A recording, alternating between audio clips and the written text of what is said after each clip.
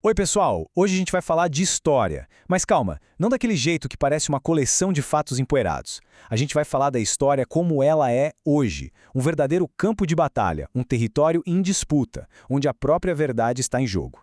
E para começar, essa frase do material que a gente está analisando já dá o tom da conversa.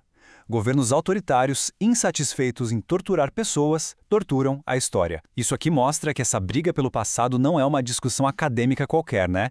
Ela tem consequências bem reais moldando o nosso presente todos os dias. Essa imagem aqui ilustra perfeitamente o nosso tema. É a mentira, a desinformação se espalhando como um vírus.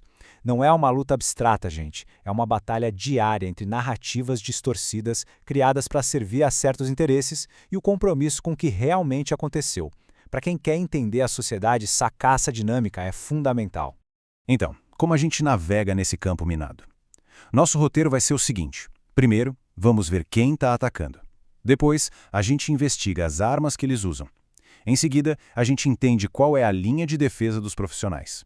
A gente explora como ter novos olhares sobre o passado sem distorcer as coisas e, por fim, a gente amarra tudo, entendendo por que isso é tão importante. Vamos começar então identificando quem são os atores nesse conflito. Afinal, quem tem interesse em atacar a integridade da história?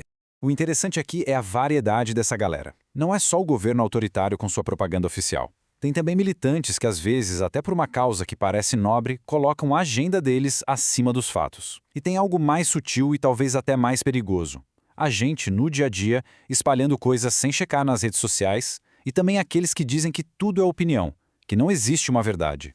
Bom, se esses são os combatentes, qual é o arsenal deles?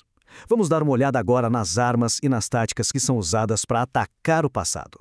A primeira arma, e a mais brutal, é o negacionismo. É basicamente tapar o sol com a peneira. É negar na cara dura eventos que são super documentados. Aqui não tem debate, não tem interpretação, é só a recusa da realidade para servir a um propósito. E os alvos do negacionismo são quase sempre os momentos mais sombrios da humanidade. Negar o Holocausto, o genocídio armênio ou a repressão em ditadura, seja de direita ou de esquerda, o objetivo é sempre o mesmo. É tentar apagar crimes e limpar a barra de ideologias criminosas. É uma tentativa de reescrever a história para apagar a violência. Outra arma, essa mais sutil, é o anacronismo. Sabe o que é? É quando a gente julga ou analisa o passado com os valores e as ideias de hoje, como se as pessoas de outras épocas pensassem e agissem exatamente como a gente. E olha só o perigo disso. O regime nazista não só distorceu o presente, ele inventou um passado. A criação do mito da raça ariana foi um anacronismo de propósito, uma ficção projetada lá para trás no tempo para justificar o horror que eles estavam fazendo. Eles mudaram o passado para dominar o futuro. E claro, a gente chega na arma da nossa era, as fake news. Mentira sempre existiu, mas o que a tecnologia faz hoje é dar uma anabolizante para ela. A mentira agora é disseminada numa escala e numa velocidade que a gente nunca viu antes. É a industrialização da distorção histórica. Diante desse cenário todo, qual é a resposta? Vamos então falar do papel do profissional da história e do seu compromisso ético com a verdade. O ponto crucial está aqui, nessa diferença. O militante tem um compromisso único com a sua causa. Já o historiador, ele vive uma tensão, um duplo compromisso. Ele precisa ser fiel ao passado, aos fatos, mas ao mesmo tempo, ele parte das perguntas do seu próprio tempo, do presente. É um equilíbrio super delicado e essencial. E isso nos leva a uma questão chave. Como é que dá para olhar para o passado com olhos novos, a partir das nossas preocupações de hoje, sem cair na armadilha de distorcer tudo? Essa metáfora que veio de um estudante é simplesmente genial. Pensa só, a história é um elefante. O elefante não muda, ele é o que é. Mas, dependendo de onde a gente está e para onde a gente olha, a gente pode ver a tromba, a orelha, o rabo. A realidade histórica é uma só, mas a nossa perspectiva pode revelar diferentes partes dela. Então, a chave é essa. A gente não muda os fatos para eles caberem nas nossas teorias. A gente faz novas perguntas para os mesmos fatos.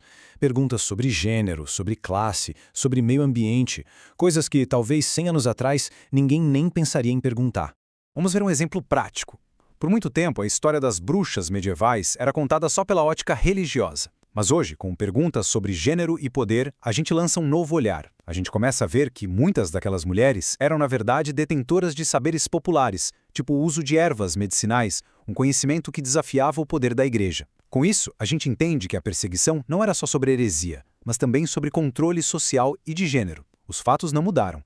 O que mudou foi a profundidade da nossa compreensão sobre eles.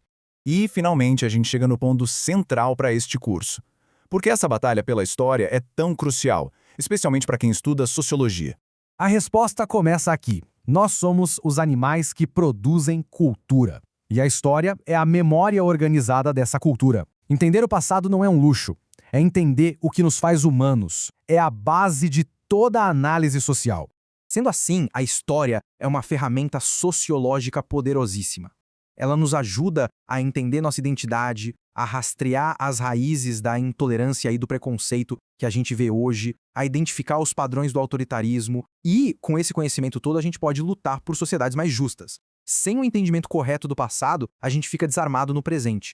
E para encerrar, fica essa pergunta. Se a história é de fato um campo de batalha pela verdade, qual é o papel de cada um de nós nisso? Porque no final das contas, não se trata só de defender historiadores. Se trata de defender a própria possibilidade de uma sociedade baseada em fatos, em diálogo e em compreensão. A luta pela história é e sempre vai ser uma luta pelo futuro.